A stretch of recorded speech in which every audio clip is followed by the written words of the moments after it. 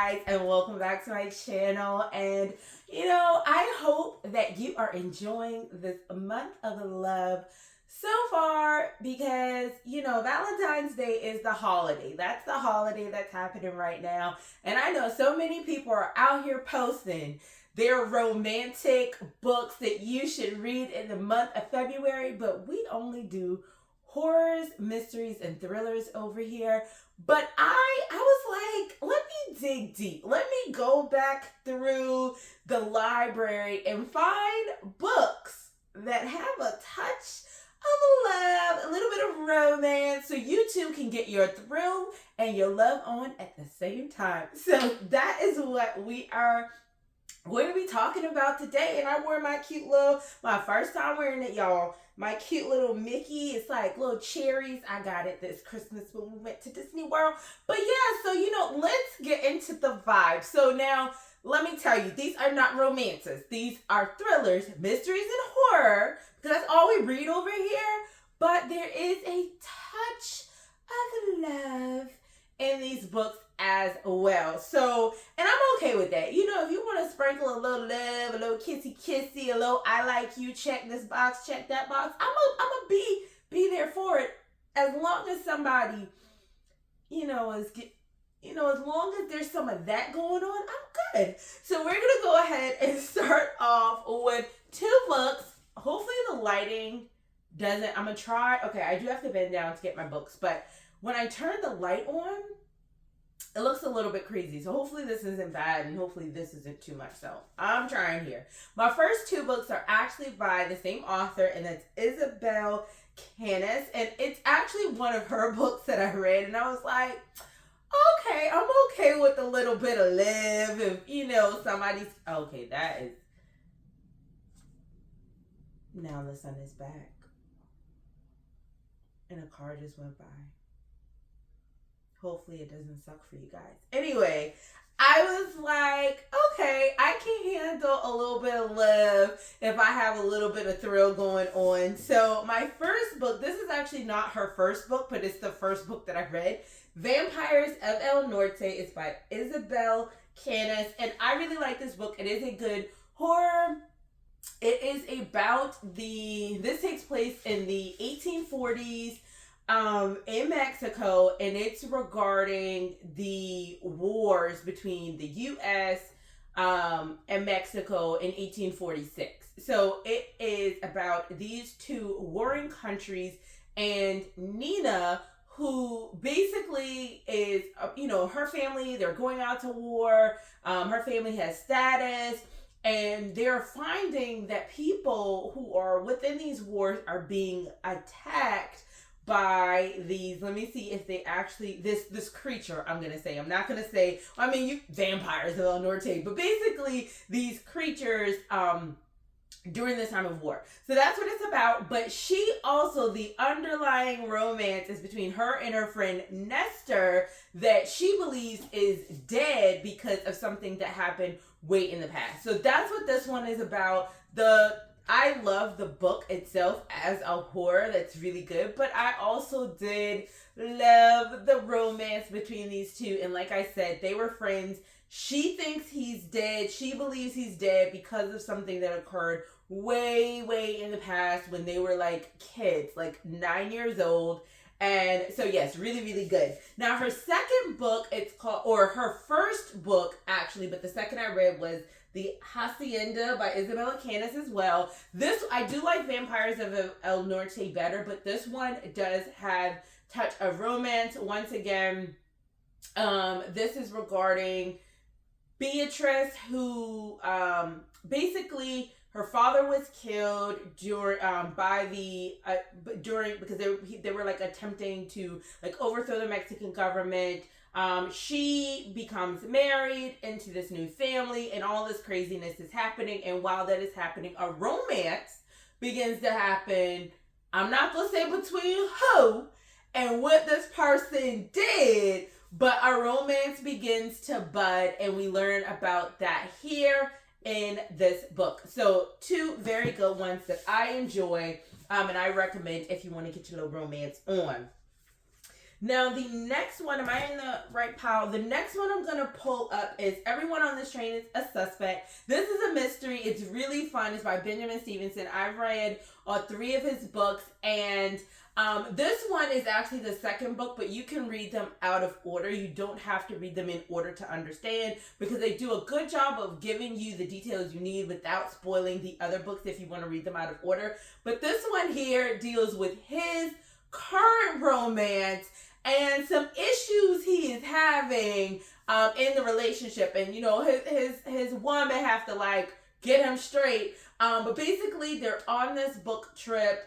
Something goes down where somebody in this book tour ends up, not alive anymore, and he's trying to figure out the mystery, all while trying to deal with his feelings about his status in the writing community, and trying to figure out how to move forward in his relationship. So I like this one.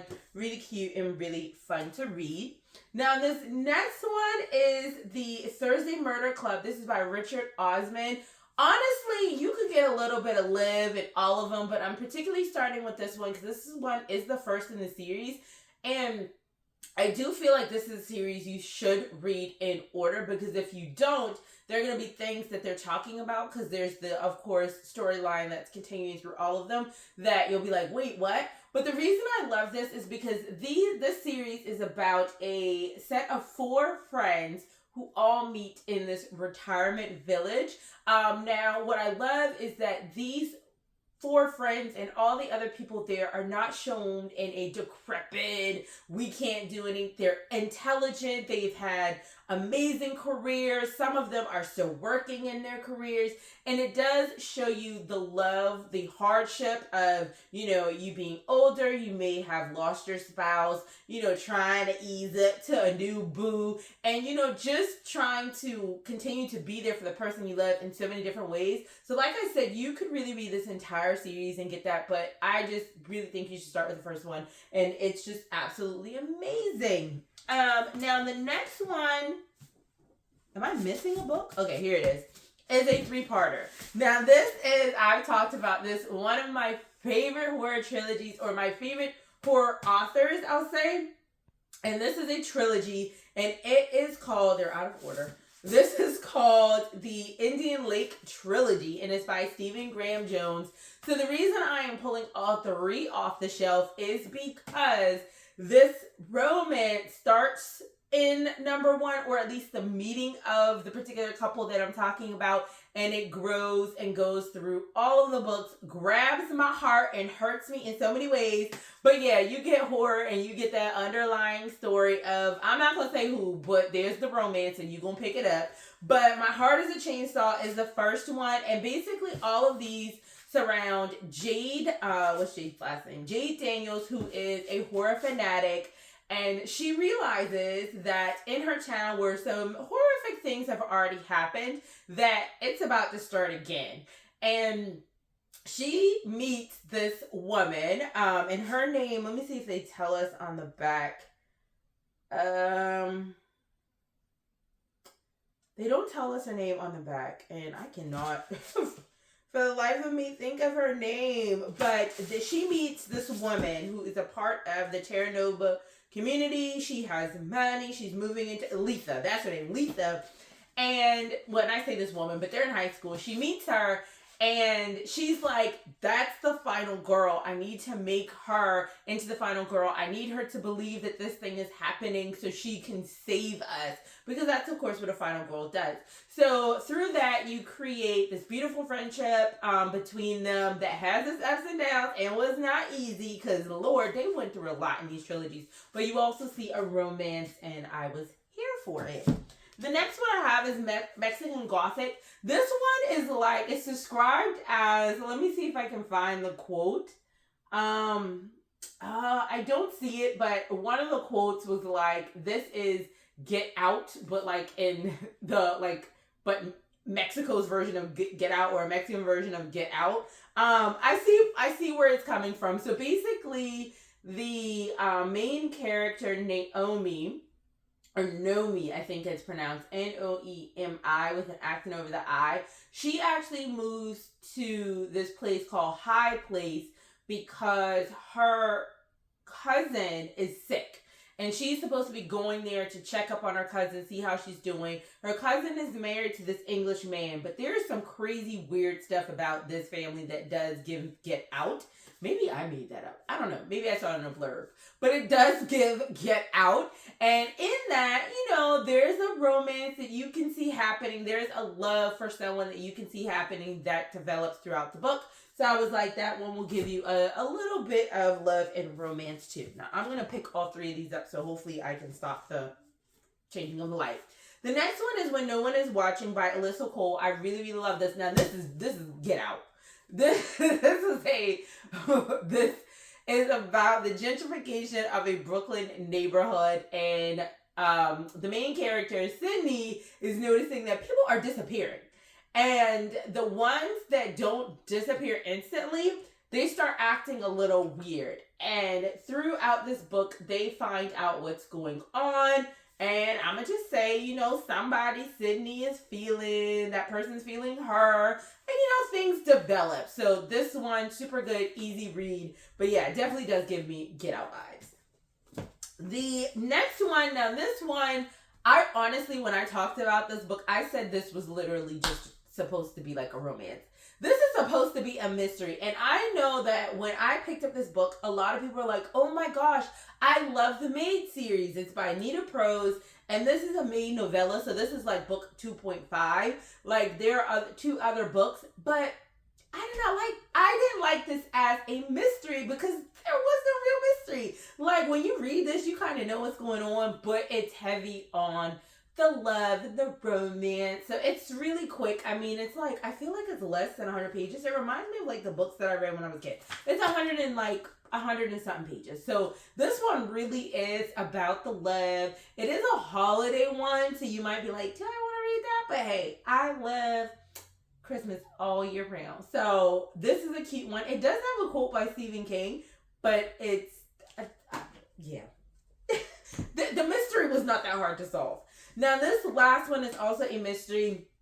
Y'all are probably like, girl, I'm tired of seeing this book. But this one, I would say if I had to give it like a trope that I hear romance people read about is second chance romance. So every time I go on vacation, someone dies is by Catherine Mack. This book is actually about an author who writes this mystery series, and they are on like a book tour, and she's trying to make some decisions about how she's going to move forward with the series. You find out a lot of things about how that series started and like some other things that aren't, on the up and up about the series. But there is a romance that she had previously, didn't go the way she wanted it to, and it, she has like a little second chance at it. So that is what this one is about. This one is actually a series, or it's like this is the first book, but and this one was just written like I think last year or 2003, but it is like supposed to be this one just came out last year, but it is supposed to be like a part of a series. So if you really like this and you like light mysteries where, yes, somebody might get taken out, but it's not super heavy, this is a good one to read, and I hope the other ones are just as good when they come out. Now, I just realized I forgot a book, so I'm going to go and grab it, so give me a second.